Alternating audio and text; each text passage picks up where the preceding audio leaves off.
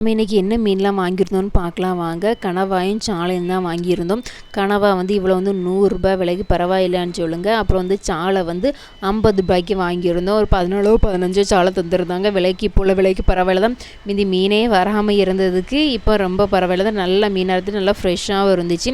அப்புறம் சாலையை கழுவி குழம்பு வைக்கலாம்னு சொல்லி கழுவ ஆரம்பித்தாச்சு. கணவாயுமே தொக்கு வைக்கலாம்னு சொல்லி அதுவுமே கழுவ ஆரம்பித்தாச்சு. எங்கள் வீட்டு பக்கத்தில் ஒரு நியூஸ் பார்த்துடுங்க.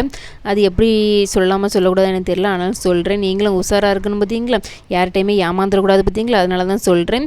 இது அவங்க ப்ராப்பர்ட்டி, எங்கள் வீட்டு பக்கத்தில் தான் ஒருத்தவங்க ப்ராப்பர்ட்டி வாங்கியிருந்தாங்க. ஒரு 6-7 வருஷம் ஆயிடுச்சு. அந்த ப்ராப்பர்ட்டி வாங்கி அதில் தென்னங்கன்று வச்சு கண்ணாக வச்சு அது மரமாகி தேங்காயும் வெட்டாங்க, ஏனையும் வெட்டுறாங்க. அந்த அளவுக்கு ஆயிடுச்சு. ஒரு 6-7 வருஷமாட்டும் அதை எப்படி சொல்ல, வேற ஒருத்தவங்க இவங்களுக்கு விற்றுருக்காங்க. 6-7 வருஷத்துக்கு முன்னாடி விற்றதை இவங்க அவ்வளோ பணமே கொடுத்துட்டாங்க. லேக்ஸ் கணக்கில் பணமும் கொடுத்து அதை இவ்வளோ தந்துருக்கோன்னு ஒரு பத்திரத்தில் சைன் வாங்கியிருந்தாங்க. சைன் வாங்கினதை இவங்க அப்படியே வச்சுருந்தாங்க. அதை மூவ் பண்ணல. எழுதித்தாங்கன்னு கேட்ட பிறகு அந்த ஆள் சொல்லியிருந்து, ப்ராப்பர்ட்டி விற்ற ஆளும் சொல்லியிருந்து, இன்றைக்கி எழுதித்தாரேன் நாளைக்கு எழுதித்தாரேன்னு அப்படி நாளை கடத்திட்டே இருந்துச்சு. இவங்க ஃபைனலி என்ன செஞ்சுருந்தாங்க, ஒரு லாயரை போய் பார்த்துருந்தாங்க. லாயரை பார்த்து இது இப்படி சொல்கிறாங்க, என்ன செய்கிறதுக்கு அப்படின்னு அந்தால கேஸ் கொடுக்க போயிருந்தாங்க. கேஸ் கொடுக்க போன இடத்துல இந்த ப்ராப்பர்ட்டி எல்லாம் நம்பர்லாம் பார்த்ததுக்கப்புறம் இது ஒரு லேடிக்கு பேரில் இருக்குது. அவங்க ஃபேமிலியில் யாருக்கு பேருமே கிடையாது. அவங்க ஒய்ஃபு குழந்தை அப்படி யாருக்கு பேருமே கிடையாது. ஆனால் வேற ஒருத்தவங்களுக்கு விற்றுருக்காங்க. இந்த ப்ராப்பர்ட்டி ஏற்கனவே விற்ற ப்ராப்பர்ட்டி தான் அந்த லேடிக்கு விற்றுருக்காங்க.